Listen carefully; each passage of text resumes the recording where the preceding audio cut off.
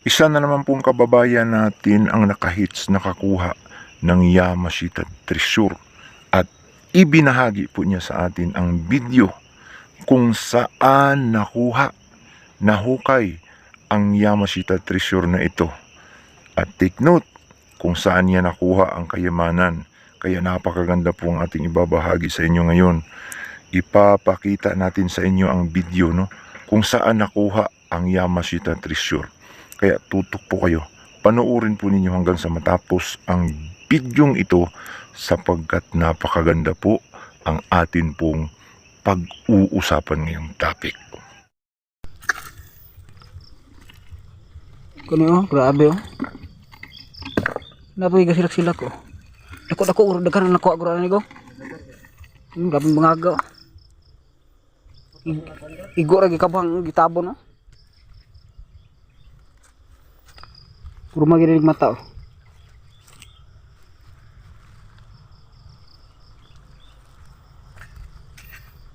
Igo ra gisil-silo.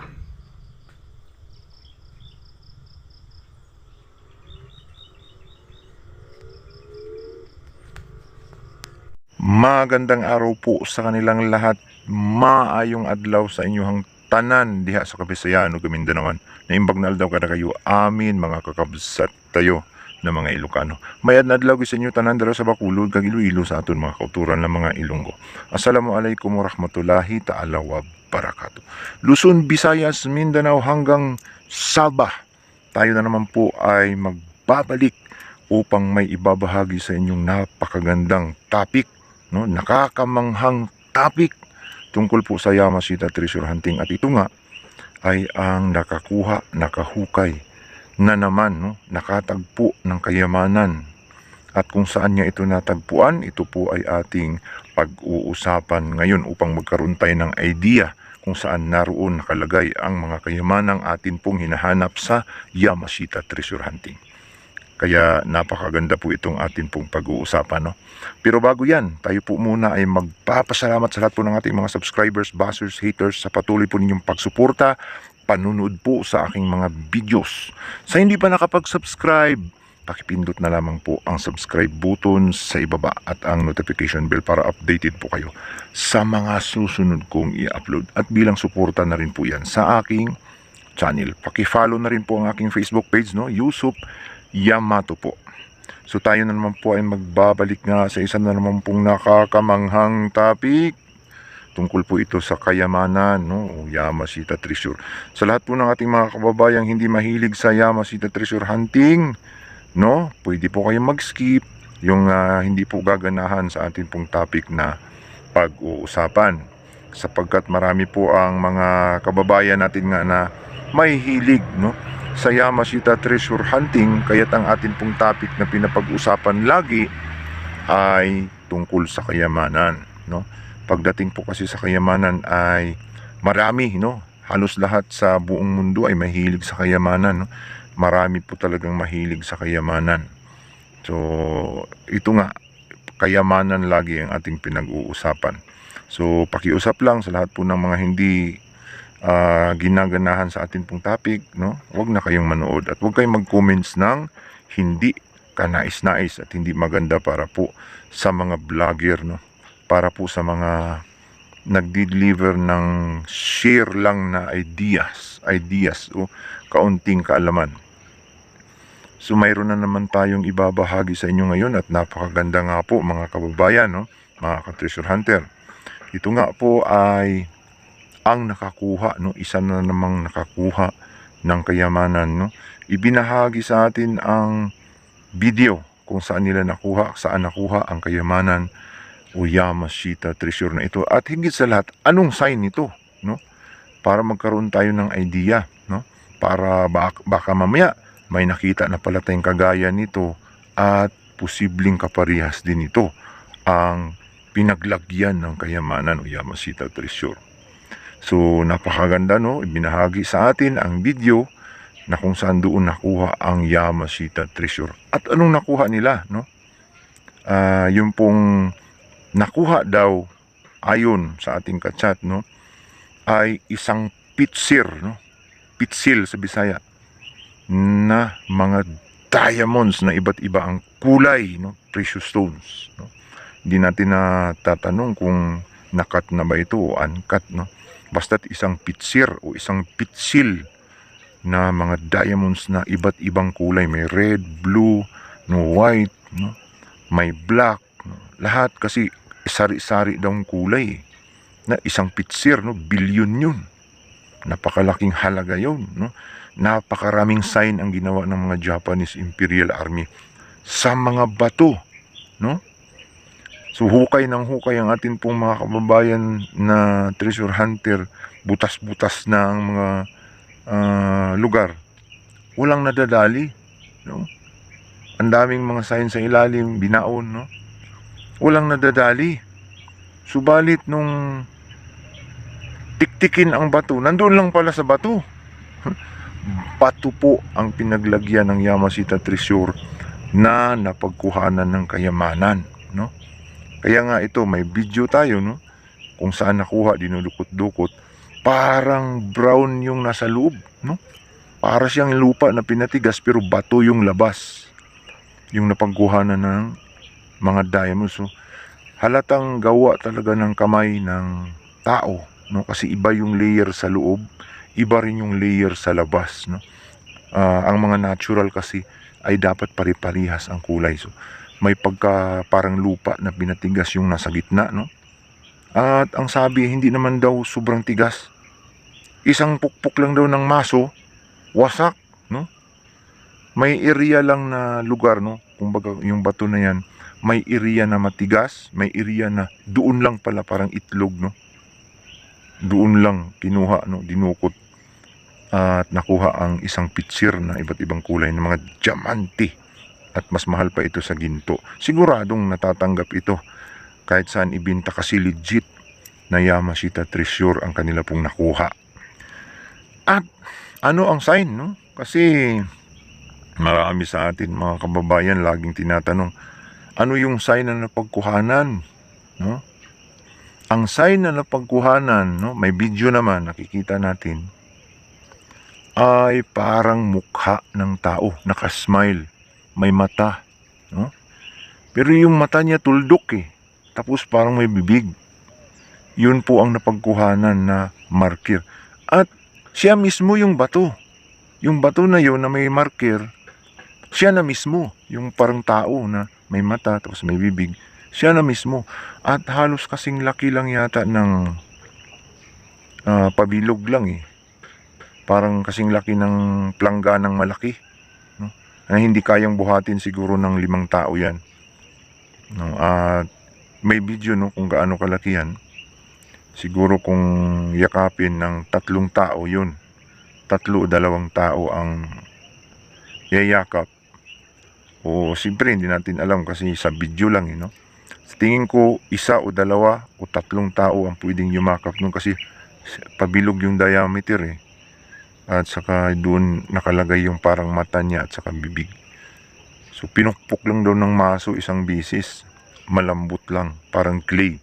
Yung may portion daw na malambot, yung matigas na portion ay wala doon. Kumbaga parang lupa lang na pinatigas, no? Parang clay, no? Kita kayo ng kulon, yung parang banga na anuhan na natin ng isda, pinaglulutuan. Kulon o banga, ganun lang ka lambot, no? At makikita natin sa video na doon lang dinukot yung kayamanan o Yamashita Treasure. Napakaswerte naman po ng kababayan natin, no, na nakahukay. So grupo sila, marami siguro sila, naghati-hati.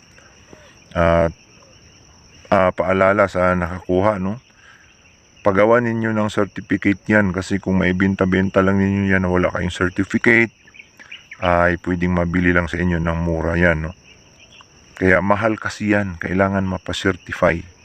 O kung mayroon kayong buyer ng black market na mayroon sila ng gemologist na mag-produce sila ng bahala mag-produce ng gemologist, basta pag pumasa saka na magbabayaran. Pero malabo yun mas maganda talaga i-process mo, ikaw lang gagastos kaysa sa ganun ang mangyayari, kasi pwedeng magkautsuhan dun pwedeng kumpiskahin dun Kaya pagdating doon sa mga surian, pagdating mayroon palang third party, no?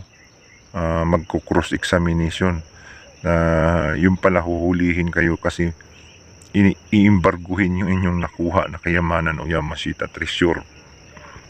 Mas maganda pa rin yung tayo na ang magproseso, no? Kung mayroon tayong kilala na buyer na diretso, no, wala nang chichiburuchis, sila nang bahala magpa-gemologist kasi mahal eh. So yun na, kahit na hindi ganun kamahal, basta't mapakinabangan, basta't milyon, kasi alam ko milyon yung mga maliliit lang na kasing laki ng mais eh. $1,000,000 na yung iba dyan kapag magandang klase. Kaya mahal talaga yung nakuha niyan na Nika Treasure Hunter, no? Na mga diamante na yan. So pabalik tayo sa ating topic, no, na napagkuhanan ng kayamanan. Marami daw ito na mga ganitong klase na napagkuhanan sa kanilang lugar. Ito pong mga bato lang, doon lang nakalagay sa bato. So tama po tayo, lumabas na mayroon ng ebidensya. Tama yung sinabi ko noon sa vlog ko na nasa mga bato kadalasan nakalagay ang mga Yamashita Treasure, at madalas nga ito ay mga diamante o diamonds, no? Kasi maliit lang ang gold bars, although marami na rin nakakuha ng mga gold bars. Masasabi nating halos kaunti na lang yung mga gold bars, no? Mga big deposit na lang, volume of treasures na lang ang natira. Kaya wala nang masyadong mababaw. Itong mga mabababaw, itong mga diamonds, no? At itong patunay na ito ay siyang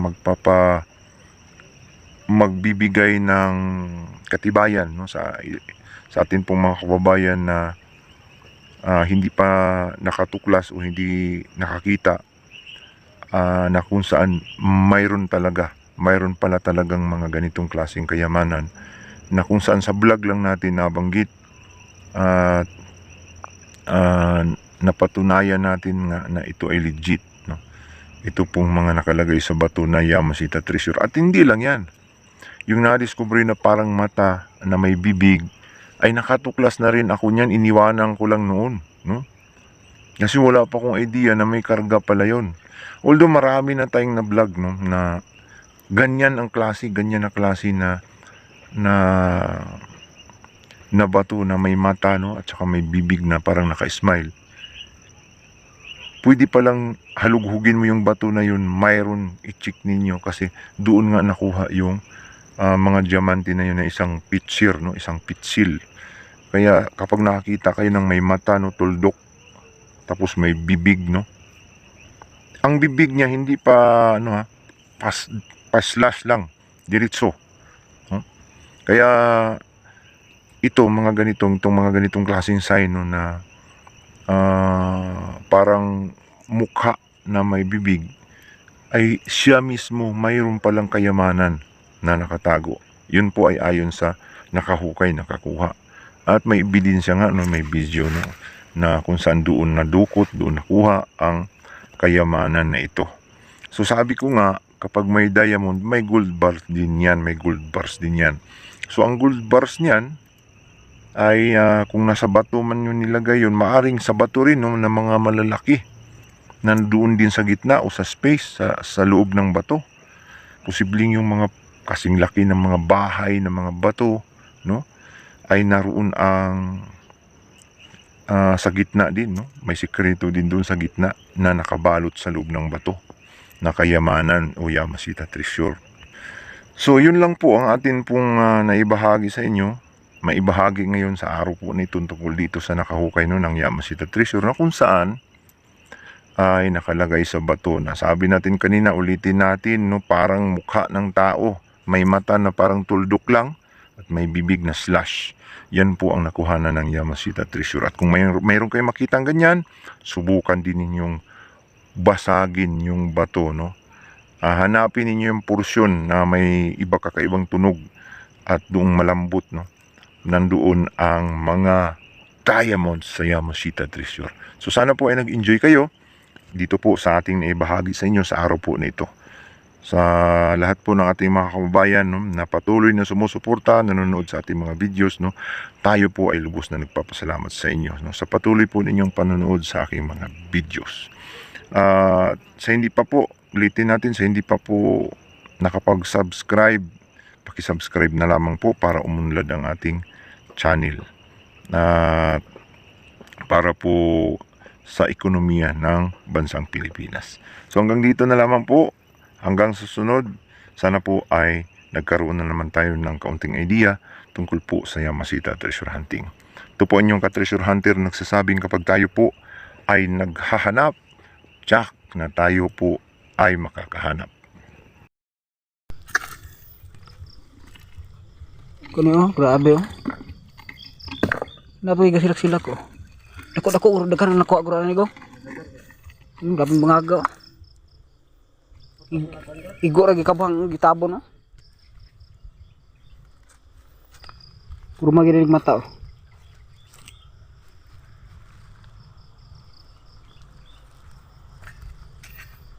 Igo ra gisilsilo.